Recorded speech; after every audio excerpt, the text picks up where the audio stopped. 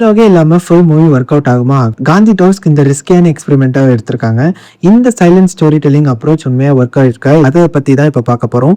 இந்த படம் இப்ப ஜீ5ல ஸ்ட்ரீம் ஆயிட்டு இருக்கு. காந்தி டாக்ஸோட பிக்கஸ்ட் யூனிக் செல்லிங் பாயிண்ட்டே வந்துட்டு அந்த ஸ்டோரிய ஃபுல்லாவே வந்து விஷுவல்ஸ் செம்ம எக்ஸ்பிரஷன் நம்ம பிஜிஎம் மூலியமா கன்வே பண்ணியிருப்பாங்க. காந்தி டாக்ஸோட ஸ்டோரி சொல்லணும்னா, இந்த படத்துல வந்து விஜய் சேதுபதி அம்மா அரவிந்த் சாமில நடக்கிற ஸ்டோரி தான்.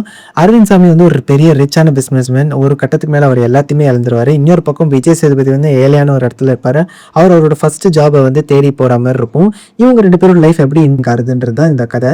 அதுக்கப்புறமா இவங்க எப்படிலாம் கோ த்ரூ பண்றாங்க அப்படின்றது தான். இந்த படத்துல வந்து டெக்னிக்கல் வைஸா சொல்லணும்னா, இந்த படத்துல வந்து டயலாகே இல்லாததுனால screen play, visual story telling மேல தான் ரொம்ப டிபெண்ட் பண்ணியிருக்கு. சீன் ஸ்டேஜிங் அப்புறமா பேசிங் ரொம்ப இம்பார்ட்டன்ட்டா இருக்கு. ஒரு சில சீன்ஸ்ல டயலாகே இல்லாததுனால அந்த கேரக்டர்ஸோட எக்ஸ்பிரஷன்ஸ் தான் எமோஷனை கன்வே பண்ணுது. மியூசிக் இந்த படத்தோட பெரிய பேக் போன். பிஜிஎம் தான் இந்த கேரக்டர்ஸோட எமோஷனை கேரி பண்ணுது. ஒரு சில சீன்ஸ்ல நமக்கு டயலாகே இல்ல. ஸோ அப்போ அந்த பிஜிஎம் தான் நம்ம கூட பேசுற மாதிரி இருக்கும். அந்த சவுண்ட் டிசைனிங் அதெல்லாம் வந்து அதுக்கேற்ற மாதிரி ஆட் ஆன் பண்ணும். அதுலேயும் ஒரு சில சீன்ஸில் அந்த கார் நாய்ஸாக இருக்கட்டும், இல்லை சிட்டி ஆம்பியன்ஸாக இருக்கட்டும், இதெல்லாம் சவுண்ட்ஸ் வந்து ரியலிஸ்டிக்காக யூஸ் பண்ணதுனால நமக்கு அது கூட இன்னும் கனெக்ட் பண்ண முடிஞ்சது. ஆக்டர்ஸோட பெர்ஃபார்மன்ஸ் வைஸாக சொல்லணும்னா, விஜய் சேதுபதி, அரவிந்த் சாமியும் சரி நல்லா நடிச்சாரு. இவங்க 2 பேரை தாண்டி மீதி இருக்கிற பெர்ஃபார்மன்ஸுமே ரொம்ப நல்லா இருந்துச்சு. மீதி இருக்கிற கேரக்டர்ஸ் 1 மினிட்டுக்கு வந்தால் கூட அவங்க பாடி லாங்குவேஜ், அவங்க கேரக்டர் எக்ஸ்பிரஷன்ஸ் இது எல்லாமே செம்மையாகவே இருந்துச்சு. நல்லாவே வந்து பேசுகிற மாதிரியே உண்மையாகவே இருந்துச்சு.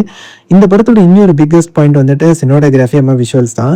இந்த படத்தை வந்து ரியலிஸ்டிக்காக போய் மும்பையிலேயே போய் ஷூட் பண்ணதுனால லைட்டிங், ஃப்ரேமிங், கம்போசிஷன் எல்லாமே ரொம்ப சினிமேட்டிக்காக எடுத்துருந்தாங்க. ஏஸ்தட்டிக்காகவும் இருந்தது. ஒரு சில சீன்ஸில் கேமிங்காக இருக்கட்டும், இந்த லைட்டிங் இதெல்லாம் பண்ண அந்த சினோடோகிராஃபியை நம்ம கூட கன்வே பண்ணிட்டு இருந்துச்சு. அந்த ஒத்தன்டிக்கான ஃபீலிங்கை கொடுத்துட்டு இருந்துச்சு. ஓவராலாக இந்த படத்தை வந்துட்டு எப்படி சொல்லலாம்னா, ஒரு எக்ஸ்பெரிமெண்ட் சைலண்ட் ஸ்டைல் ஃபிலிம் தான். இதில் வந்து ஸ்டோரி, சினிமோட்டோகிராஃபி இது எல்லாமே இருக்குது. எனக்கு இந்த படம் ரொம்பவே நல்லா இருந்துச்சு. இந்த கதையுமே என் கூட கனெக்ட் ஆனதுனால நான் இந்த படத்துக்கு வந்து 4.5 அவுட் ஆஃப் 5 கொடுக்குறேன்.